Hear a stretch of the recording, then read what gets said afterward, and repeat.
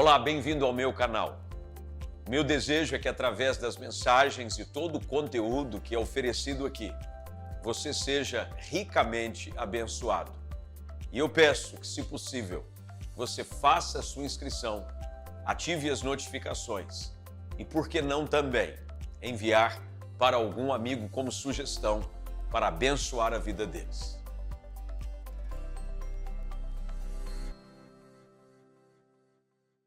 Filipenses capítulo 3, nós lemos a partir do verso de número 12. Diz assim: não estou dizendo que já obtive tudo isso, que já alcancei a perfeição, mas prossigo a fim de conquistar essa perfeição para a qual Cristo Jesus me conquistou.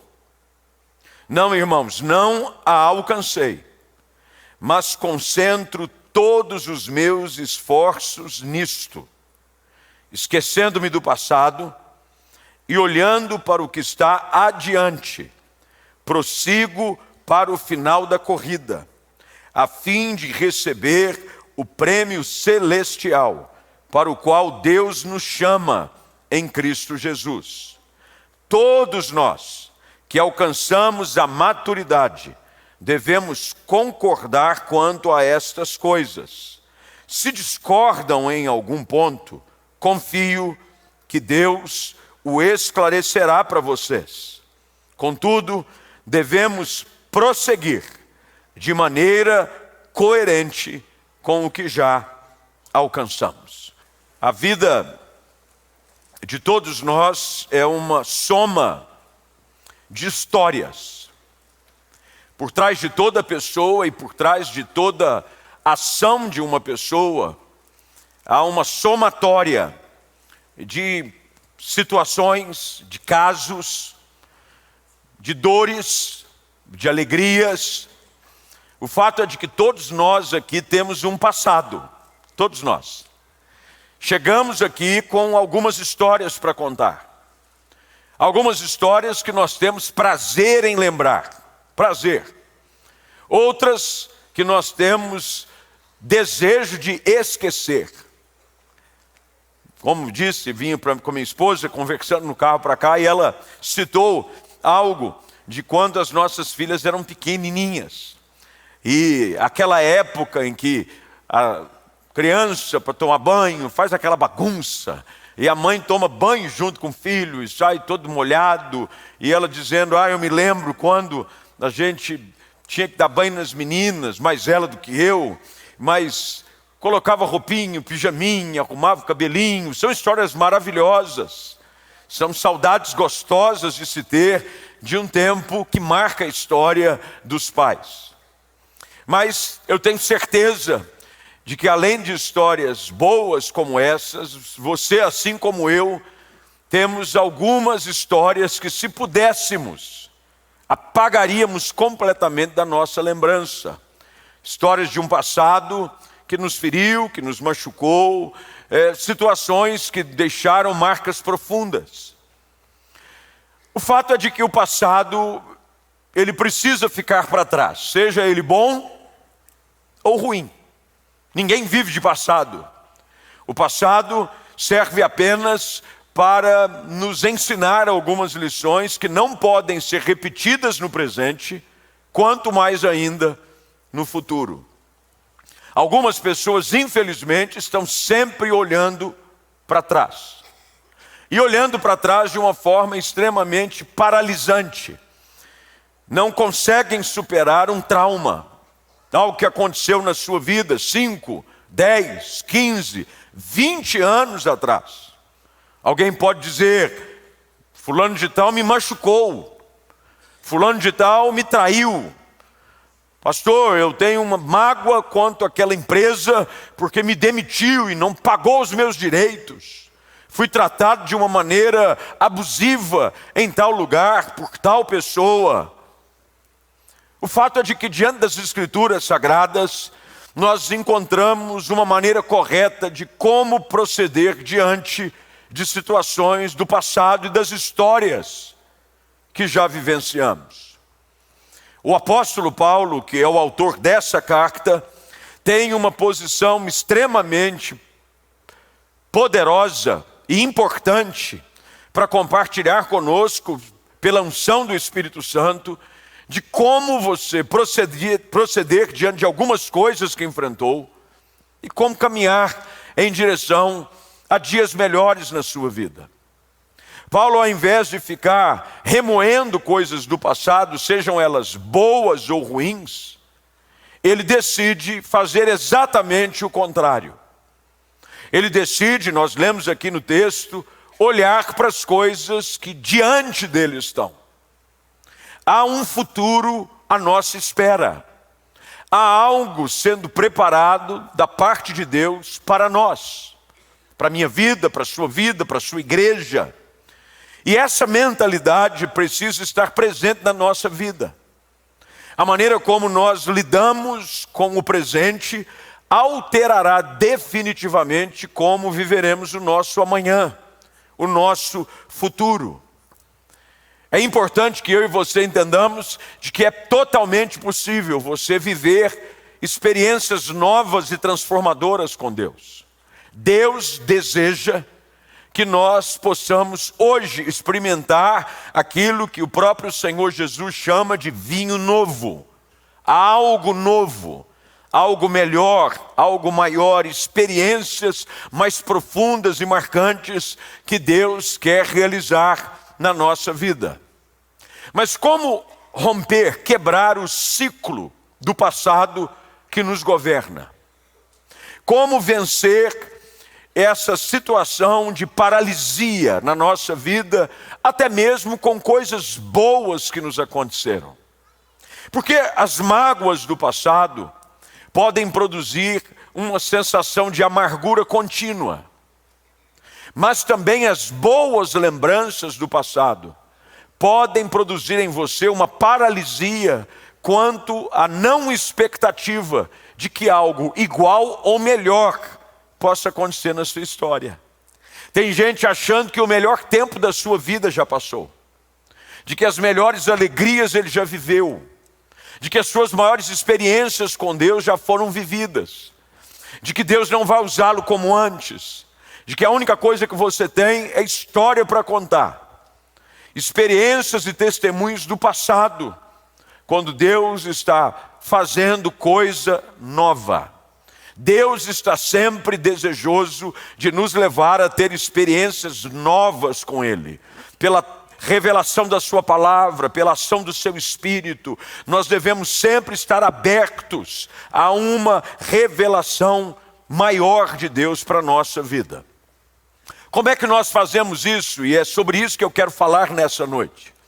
Eu quero olhar para esse texto, para as palavras do apóstolo Paulo, e trazer essa aplicação para a nossa vida agora, hoje, para que possamos caminhar em direção a dias melhores. Há dias melhores à sua espera. Você pode dizer amém para isso? Dias melhores, dias de bênção, portas abertas, milagres à sua espera, experiências profundas, sorrisos que você ainda não sorriu, gargalhadas que você ainda não deu, estão à sua espera, porque Deus tem grandes coisas preparadas para aqueles que o amam. Primeira coisa que eu aprendo com esse texto e quero compartilhar com você nessa noite e também com você em casa, que nos acompanha através do culto online, é de que para desenvolvermos essa atitude encontrada no apóstolo Paulo, é necessário que eu e você tenhamos uma insatisfação boa. Não uma insatisfação de que você não está alegre com o que tem. Nós devemos todos os dias ser gratos por aquilo que Deus tem feito. Isso é verdade. Todos os dias você tem que levantar dizendo: eu sou grato a Deus pelo dia de hoje, pela família que me deu, pela saúde que eu tenho, pelos obstáculos que eu tenho que enfrentar, porque serão oportunidades para Ele revelar a sua graça, o seu poder na minha vida. Tudo é uma questão de perspectiva. Mas o segredo do apóstolo Paulo, e quando olhamos para a sua história, ele está escrevendo essas palavras de dentro de uma prisão. Ele já havia plantado inúmeras igrejas, ele já havia ganhado muita gente para Jesus, ele já havia passado por muitas privações, mas o apóstolo Paulo era insaciável quanto à expectativa de um descontentamento, quanto ao momento em que vivia, porque ele sabia de que o Deus a quem ele servia era um Deus que é especialista em nos surpreender com coisas ainda melhores. Paulo não se limitava com as conquistas que havia obtido. Ele tinha essa santa insatisfação. Até porque dentro de cada um de nós, há essa capacidade de produzir algo novo. Enquanto você não for chamado para a glória eterna, enquanto você não enfrentar a morte, há algo em você, dentro de você e através de você que Deus quer realizar. Há um potencial guardado ainda dentro de você a ser realizado. Na esfera que você trabalha, no ministério que você serve, há um potencial a ser gasto. Dr. Miles Monroe, que foi um grande pregador, ele era das Bahamas, ele tinha uma expressão muito interessante, que ele dizia de que o ideal de todo homem era morrer vazio, tanque vazio. O que ele quis dizer com isso é de que tudo aquilo que Deus havia depositado na minha vida, como recursos, como talentos, como ideias, como força, deveriam ser gastados até a última gota na minha história. E o que eu mais vejo são pessoas que vivem com o tanque cheio e não produzem nada, porque há uma satisfação nociva.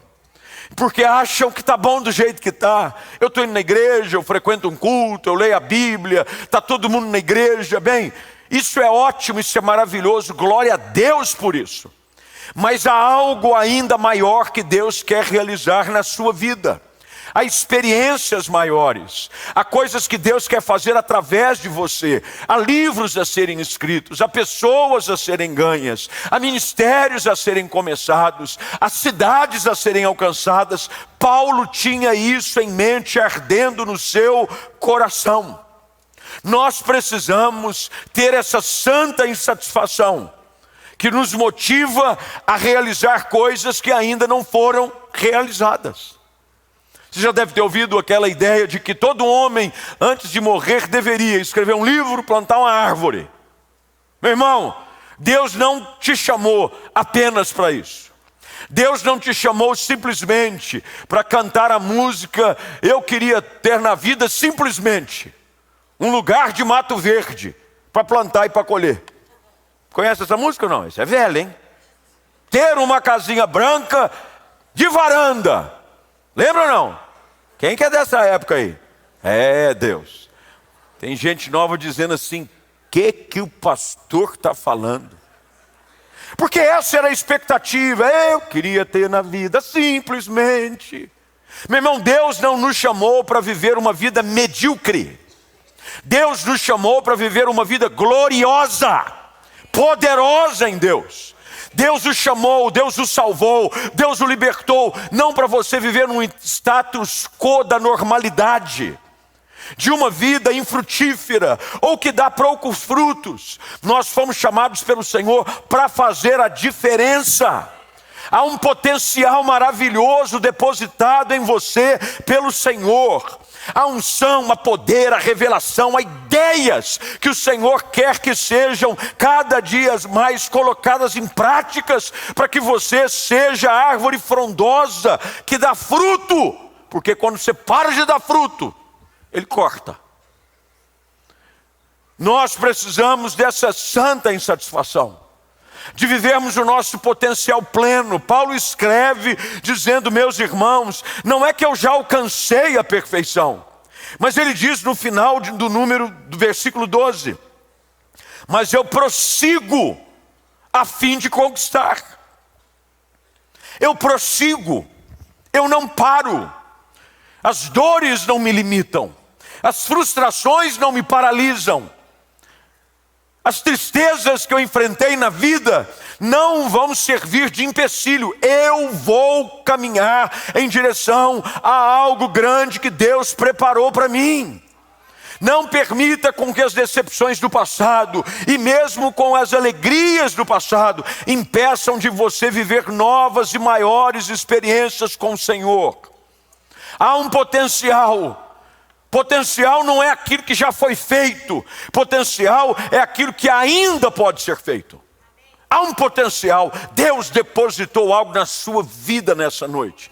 Tem gente em casa nos acompanhando e o Senhor fala com você. Há algo que Deus depositou, há um sonho esperando para se tornar uma realidade. Há um projeto que está esperando para se transformar em algo concreto. Deus está depositando sobre a sua vida algo grande, mas Ele te chama a avançar.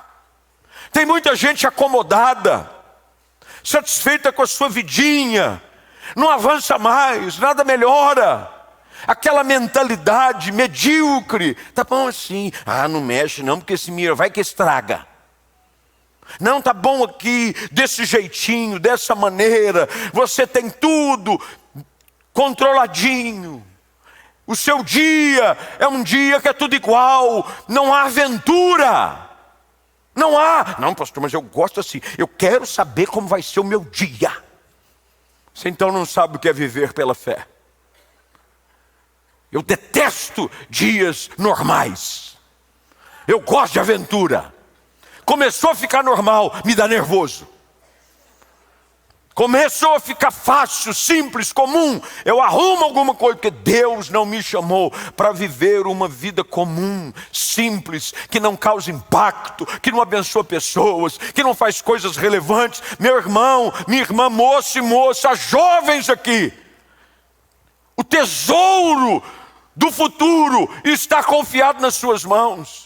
Jovens medrosos, jovens que não querem estudar, jovens que não, tá bom sim, porque eu não sei, eu tenho medo. Mete a cara, vai para frente. Não há ninguém que tenha alcançado algo grandioso que não tenha se colocado em risco para Deus. Deus não vai te decepcionar. Se é um sonho que Ele depositou, se Ele está te incomodando, avance. Paulo está aqui expressando a sua insatisfação. Ele está satisfeito com a salvação? Claro. A melhor coisa que eu e você temos e que recebemos da parte de Deus é a nossa salvação. Ninguém pode comprar a salvação senão pelo preço que foi pago pelo sangue de Jesus. Mas meu irmão, você não nasceu para viver só salvo e garantindo um lugar lá no céu. Não, agora eu estou salvo, graças a Deus, escapei do inferno. Não, Deus te chamou para ser produtivo para o reino. Agora que você é salvo, Deus quer te usar para a glória dele. Deus quer te usar em prol do reino. Deus quer te usar para fazer alguma coisa. Deus quer te usar para ganhar alguém para Jesus. Paulo está aqui satisfeito com o progresso no seu caminhar com Deus? Não há dúvida. Mas ele sabia que havia mais à sua espera. Há mais à sua espera. Há mais à sua espera. Há mais à sua espera. Nós temos 2 cachorrinhas lá em casa. Elas, tadinha.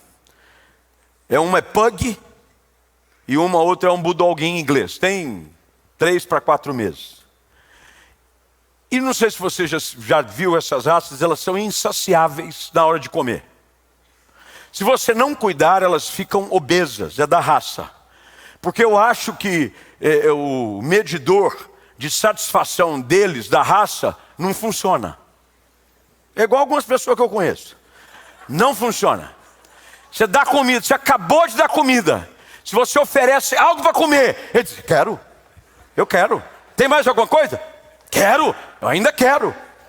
Você termina de dar ração para uma. Se você bobear, a outra vai no pote. A menorzinha vai no pote da senhorinha lá de casa, que é a Chloe, que é a pug, e vai comer. E a pug depois termina de comer. Se você vem com algum tratinho, alguma coisinha a mais, ela já vem como se estivesse passando fome a vida toda. E sabe o que eu aprendo com isso? Há uma insaciedade que ela é positiva, não no caso dos cachorros, porque se você der muita comida, você ficam obesos, podem ficar doentes. Mas na nossa vida nós precisamos entender isso. Deus está sempre disposto a colocar algo novo sobre a nossa mesa. A gente sai de um culto desse, a gente se satisfaz com 1 hora, 2 horas de culto. Tá bom, já fui na igreja essa semana, não quero mais ouvir mensagem. Tá bom, hein? Me alimentei. Meu irmão, eu quero é mais.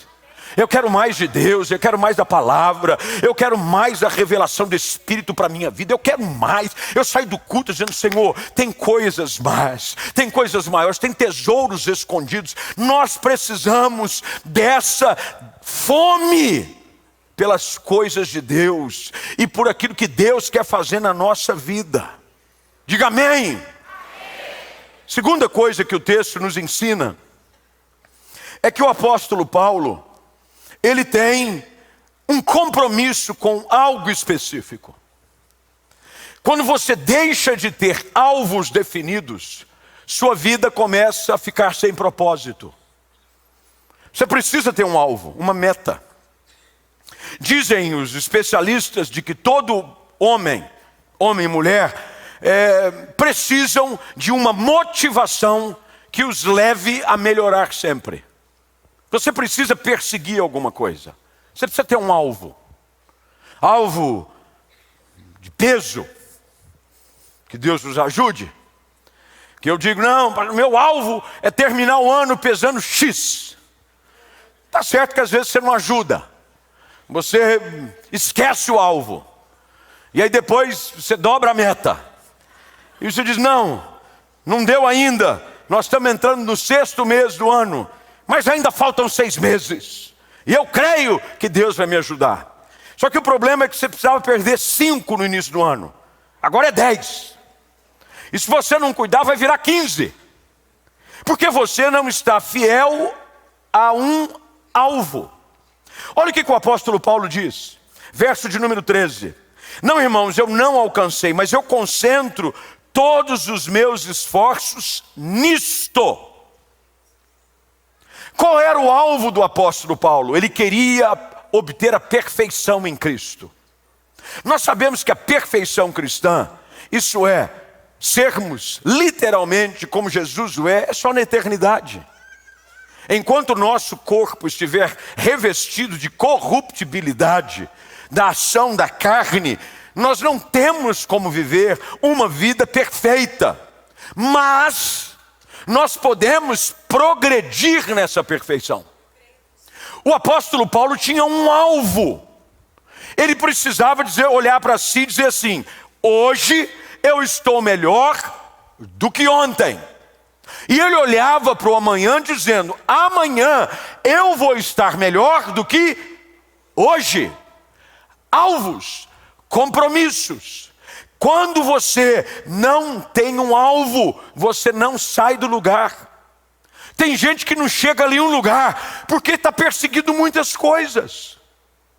Você fica super atarefado: eu vou fazer isso, vou fazer aquilo, vou fazer aquilo outro, eu vou fazer... Começa o ano, começa um projeto para a sua vida, você se enche de alvos e se frustra porque você não priorizou nenhum. Nós precisamos ter prioridades na nossa vida. Eu uso sempre um recurso que os aparelhos de smartphone hoje oferecem, qualquer um, que são lembretes. Não é agenda, é um lembrete. Então você coloca coisas para fazer. E às vezes o meu dia está com muitas coisas para fazer, mas eu defino prioridades. Aí você coloca algo a fazer. Por exemplo, enviar uma mensagem para fulano de tal. Eu tenho que enviar no outro dia. Se essa mensagem for de extrema importância, eu posso colocá-la como prioridade alta. Alta. De repente eu tenho algo para ver. Eu preciso passar no supermercado para comprar Nutella. Prioridade ultra altíssima. Eu posso até não mandar mensagem para aquela pessoa, mas eu tenho que comprar Nutella. É uma questão de sobrevivência. Sabe que na nossa vida nós precisamos priorizar o que é prioridade. Na nossa vida espiritual, a prioridade é buscar o Senhor, é buscar a sua palavra, é ter um tempo de oração. Nós precisamos priorizar a família. Famílias estão cada dia mais entrando em fragmentação, se arrebentando, porque não se prioriza a família. Tudo ocupa o lugar da família. Você tem tempo para tudo, menos para os seus filhos. Você tem tempo para tudo, menos para um tempo de qualidade com o seu cônjuge. Prioridades precisam estar colocadas no nível certo. Você já deve ter ouvido por aí de que na lista de classificação do que é importante, primeiro lugar, sempre deve vir Deus. Jesus disse isso: buscai em primeiro lugar o reino de Deus, a sua justiça, e todas as outras coisas vão sendo acrescentadas. Isso quer dizer que na lista de prioridade, se você busca em primeiro lugar a tua maturidade espiritual, o crescimento do seu homem espiritual, a sua vida de oração, a tua vida de compromisso e de santidade, você deve colocar isso em escala altíssima na sua vida. Paulo havia colocado como prioridade: uma coisa eu faço, eu quero ser mais parecido com Jesus todos os dias. Isso precisa ser prioridade na nossa vida. Eu não estou dizendo de que todos os dias isso vai acontecer de uma forma natural, porque não é. É uma busca. Mas todos os dias eu estou comprometido a buscar ser mais como Jesus. Eu preciso saber onde eu quero chegar. Porque, meus irmãos, eu já citei e volto a afirmar, o primeiro semestre já acabou.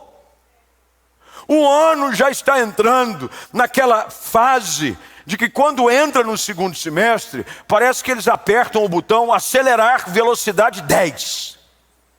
Já perceberam isso? Não, primeiro semestre, parece que a coisa não vai. Não, nós estamos ainda em maio. Nem nós temos tanto ano. Quando chega em julho, agosto, você entra em desespero. Você como, não acredito que esse ano já passou assim, meu Deus do céu. E eu que tinha tanta coisa para fazer. Paulo me ensina que há a necessidade de eu estabelecer prioridades na minha vida. Quais são as suas prioridades?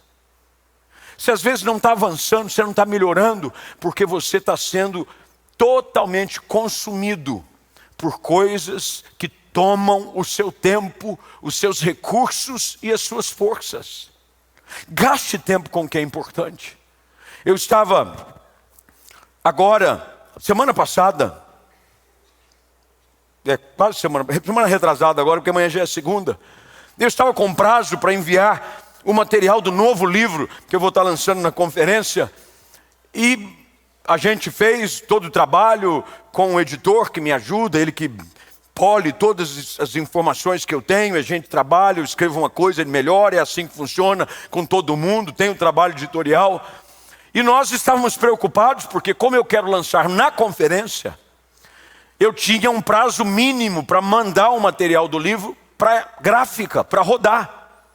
E aí nós entramos em contato com a gráfica que sempre nos atende em São Paulo e disse: olha, nós precisamos que o livro esteja aqui para a conferência que começa dia 2 de junho. Imediatamente o pessoal da toda a equipe de produção da gráfica, eles têm uma série de outros artigos e obras que eles imprimem. Disseram: olha, se você quiser a obra para esse dia, você vai ter que enviar no máximo todo o miolo, toda a capa, até o dia, eu acho que era o dia 15 de maio, segunda-feira passada. Bem, o que nós fizemos? Foco. Eu tinha uma data limite, eu tinha um alvo e eu tinha algo a cumprir. E aí nós começamos o material final, busca daqui, edita, corta, revisa, isso aqui não está correto, vamos refrasear isso, eu preciso, não é isso que eu quero de outra maneira. E o tempo vai passando.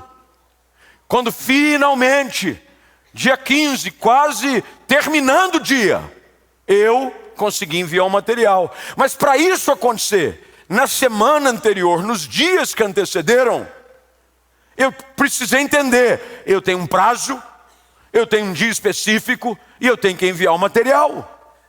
Não atendia ninguém que não fosse urgência. Pastor, eu estou com uma dor de dente, o senhor não podia orar comigo? Pede para o pastor Mica. Ele tem uma unção com dente. Se não tem, recebe agora. Bora por aí, vai lá, põe a unção. Pastor, coisas que às vezes não necessariamente eu preciso fazer. Mas mandar o material do livro só eu podia fazer. Prioridades. Sabe, meus irmãos, nós precisamos, como o apóstolo Paulo, definir o que é mais urgente e importante na nossa vida. Nós colocamos num grau inferior coisas de importante valor na nossa vida. Nossa vida espiritual às vezes fica lá no 15º lugar. Quando é o mais importante, se você espiritualmente não for sadio, todas as outras áreas da sua vida serão enfermas.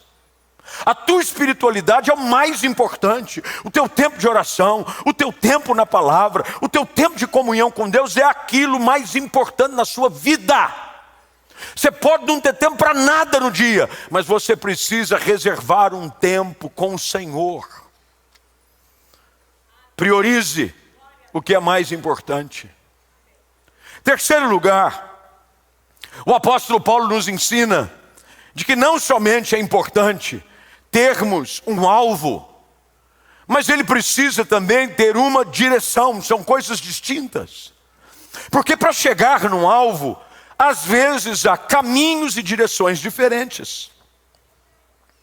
A Bíblia diz que todo caminho parece bom, ou alguns caminhos parecem bom ao homem, mas alguns são caminhos de morte. Eu preciso saber qual o caminho ideal para chegar, qual é o melhor caminho a chegar. Essa história de que todas as religiões levam a Deus, mentira! Isso não existe. A palavra de Deus afirma de que só há um caminho, Jesus Cristo. Se você não tiver um relacionamento com Jesus, eu sou um ser espiritual, todos nós somos. A diferença é de que alguns seres espirituais vão para o céu e outros vão para o inferno. Todos nós somos espirituais. Agora, a única forma de você chegar a Deus é entendendo aquilo que Jesus afirmou: ninguém vem ao Pai senão por mim. A direção, o caminho precisa ser muito bem entendido. O caminho para um casamento feliz é a fidelidade, é o respeito, é o amor, é o carinho. Ai, pastor, meu casamento não vai para frente. Como é que você está empurrando esse casamento? Desrespeito, infidelidade, falta de atenção. Ah, pastor, mas já viu, né? Meus irmãos, o caminho é esse. Como é que você quer ver os seus filhos frutificando no altar, servindo ao Senhor? A Bíblia dá orientações claras do caminho que nós devemos seguir. O caminho é um só. O caminho que conduz à vida, que conduz à bênção, que conduz à estabilidade da casa, que conduz a uma vida espiritual sadia, que conduz a um ministério frutífero e crescente, é um só. É o caminho da pureza, da santidade, da obediência, da verdade. Qualquer outro caminho que não seja esse é engano das trevas para a sua vida. Paulo entendia isso. Paulo, ele escreve dizendo já agora no verso 13: meus irmãos, eu não alcancei. Concentro os meus esforços nisso. Esqueço-me do passado e olhando para o que está adiante, eu prossigo para o final da corrida. Tinha uma corrida a qual ele havia sido inscrito. O autor aos Hebreus, que muitos acreditam ter sido o apóstolo Paulo, pela semelhança da linguagem usada e pelo estilo de escrita, alguns acreditam nisso, escreve no capítulo de número 12, de que nós devemos correr com perseverança a corrida que nos foi proposta. Só há uma corrida certa, qualquer outro caminho é desvio e atalho. Você vai se perder. Não saia da rota, não saia do caminho. Permaneça firme ali. Tem gente assim: eu vou seguir a Deus, mas eu vou do meu jeito. Você vai se perder. Você não vai chegar aonde Deus quer que você chegue. E outra, você enfrentará tristezas e decepções totalmente evitáveis, por você estar querendo viver a sua vida espiritual de qualquer jeito. Anda no caminho, anda na verdade, anda na luz.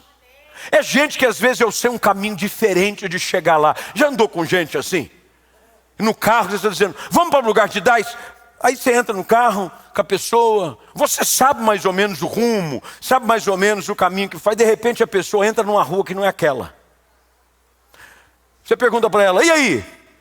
Eu conheço um caminho diferente. Você já começa, tem certeza? Ah, fica comigo, que palma da minha mão, você quer, rapaz?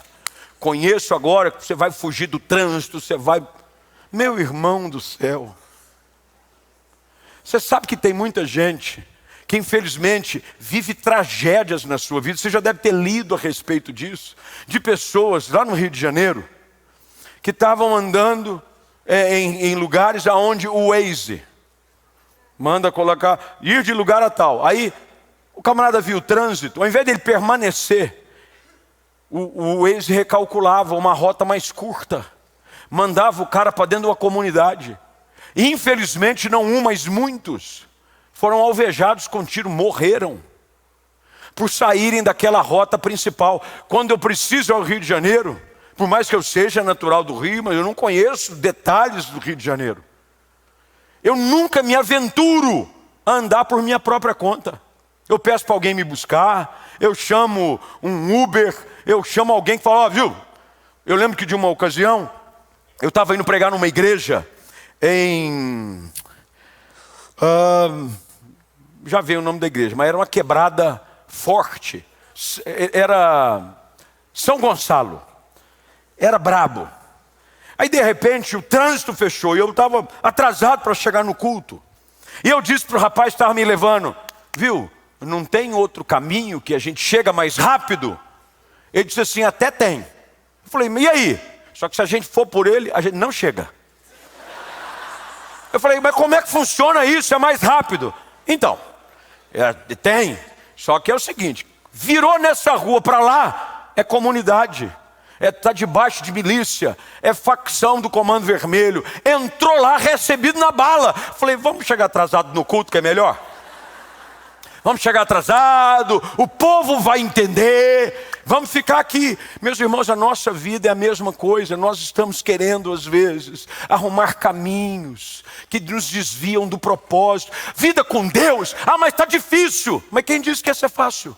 Não, mas eu quero um estilo de vida espiritual mais fácil. Não quero cobrança. Eu quero viver com Deus, mas eu quero viver livre, leve e solto. Eu quero viver segundo as minhas normas. Isso não é evangelho. Evangelho é tomar a cruz, é negar a si mesmo, é todos os dias obedecer a palavra, às vezes ser achincalhado, às vezes ser perseguido. Uma pessoa me mandou uma pergunta esses dias, pastor, desde que eu me converti, as coisas ficaram mais difíceis. Eu escrevi para ela, bem-vinda!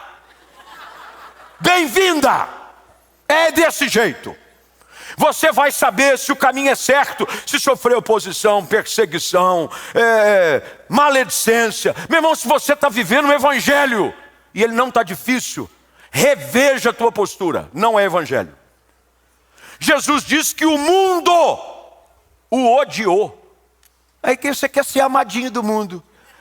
Eu quero ser, todo mundo vai me dar like. Todo mundo vai me curtir. Evangelho é andar na contramão, mas é andar na direção certa, no caminho da verdade, da cruz, da vida eterna. Paulo afirma, eu continuo olhando para aquilo que está adiante, eu prossigo para o final da corrida. Fica firme na corrida, não desanima, não joga nada para o alto. Pastor, mas está difícil desse jeito. Quem foi que disse que você precisaria desistir? Deus vai te ajudar. Deus vai derramar sobre a vida graça, vai te derramar sobre a sua vida unção, vai te dar paciência, vai te dar estratégia, vai te dar o dom da paciência e a unção do cala-boca. Conhece a unção do cala-boca? Um dia nós vamos orar aqui pela unção do cala-boca. Vamos fazer um culto do cala-boca. que é o culto que vai ajudar você a falar menos e orar mais. Porque tem gente que a vida não vai para frente, porque você ainda não recebeu a unção do cala-boca. Teu casamento está em confusão, porque você fala demais. A Bíblia diz que a mulher salva, e aí você pode aí colocar numa antítese um marido que é salvo e o seu cônjuge vice-versa ainda não serve ao Senhor, deve ser ganho pelo seu justo proceder e não pelo seu muito falar. Eu já disse que tem gente que não vem para a igreja por causa de alguns crentes por aí. É a unção do cala-boca. Gostei dessa unção. Terça-feira, ungiremos as pessoas com a unção do cala-boca. Para ficar mais chique, porque cala-boca é ofensivo. Você vai falar a unção do silêncio. Pastor, o que você acha que é o dom que eu preciso buscar, pastor? Do silêncio, meu irmão. Você precisa aquietar-se e saber que Ele é Deus. Fica mais com a boquinha fechada, obedece, para de murmurar. E em último lugar, para a gente terminar, Paulo me dá outra lição, é de ser determinado. Paulo dizia, eu prossigo a fim de receber o prêmio celestial. Ele dizia, eu não paro enquanto não alcançar. Pastor, se a Bíblia diz que a vida espiritual é um progresso contínuo, que a santidade é algo que pode ser vivido enquanto eu não alcançar, eu não vou parar. Você precisa ter essa obsessão no seu coração para o ideal que Deus tem para você. Meu casamento, pastor, não está do jeito que eu queria. Meu irmão, fica firme, seja determinado. Continua orando.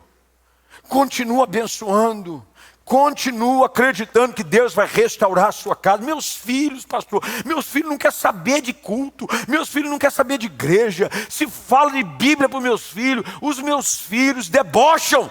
Fica firme, seja determinado, continua orando, continua perseverando. Há uma promessa de Deus sobre a sua vida e sobre os seus filhos. Seja determinado, não desista. Paulo não olhava para trás, ele não jogava toalha, ele continuava crendo de que aquele que começou a boa obra na nossa vida há de completá-la. Eu preciso vir todos os dias. Meu irmão, é somente na persistência, na perseverança, na determinação que grandes coisas são alcançadas. Quem desiste fácil nunca alcança um lugar de relevância. Você precisa perseverar, insistir, mesmo entendendo, como o salmista diz, os que com lágrimas semeiam. Tem hora que você vai ter que semear em meio às lágrimas. Tem dia que você sai semeando, igual o Chapeuzinho Vermelho. Ai, pela estrada fora eu vou pregando para as pessoas, aleluia. Mas tem dia que você vai estar ferido, que você vai estar cansado, que você vai estar abatido. Mas o Senhor te diz, continua semeando, porque quem sai semeando enquanto chora, voltará alegre, trazendo os seus feixes. Você precisa continuar, você precisa perseverar, você precisa acreditar de que cada uma das promessas de Deus para a sua vida vão se cumprir.